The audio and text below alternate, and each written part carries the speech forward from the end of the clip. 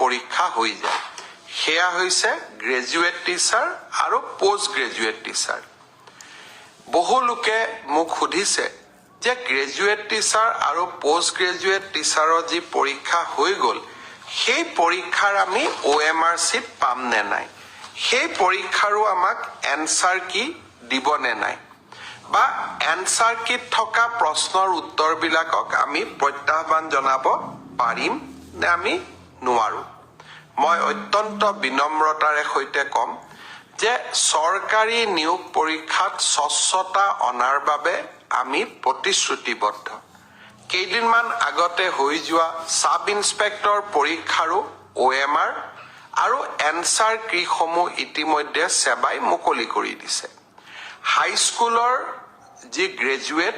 আৰু উচ্চতৰ মাধ্যমিক বিদ্যালয়ৰ যি পোষ্ট গ্ৰেজুৱেট টিচাৰ ৭,০০০ পদৰ বাবে যি পৰীক্ষা হৈ গ'ল সেই পৰীক্ষাৰো এনসাৰ কি আৰু পদৰ সংখ্যাটো অলপ মৰিফাল সিফাল হ'ব পাৰে কিন্তু পৰীক্ষাটোৰ আনসাৰ কি আৰু OMR চিটসমূহ পৰীক্ষাৰ্থীসকলে যাতে পায় তাৰ ব্যৱস্থা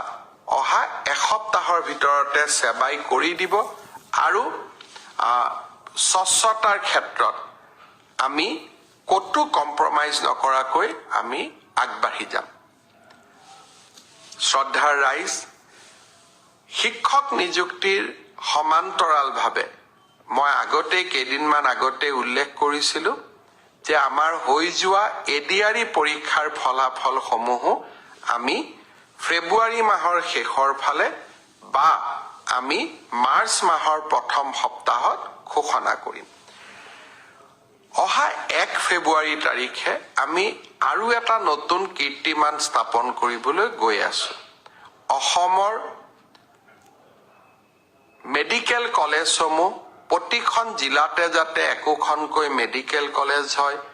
তাৰ বাবে আমি নিৰন্তৰ প্ৰচেষ্টা আগবঢ়াই গৈ আছিলো অসমৰ 14 number medical college Pragjyotishpur medical college যি গুৱাহাটীৰ আৰ্যনগৰত নিৰ্মাণ হৈ আছে 1 ফেব্ৰুৱাৰী তাৰিখে OPD সেৱা আমি প্ৰাগজ্যোতিষপুৰ মেডিকেল কলেজৰ OPD সেৱা আৰম্ভ কৰিম যে ফেব্ৰুৱাৰী মাহ নহলে মাৰ্চৰ প্ৰথম ভাগতে আমি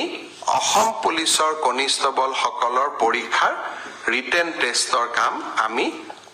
সমাপন কৰিম আজি বহু সময় আপোনালোকৰ পৰা নলওঁ গণতন্ত্ৰ দিৱস অহাকালি প্ৰতি বছৰে ভাৰত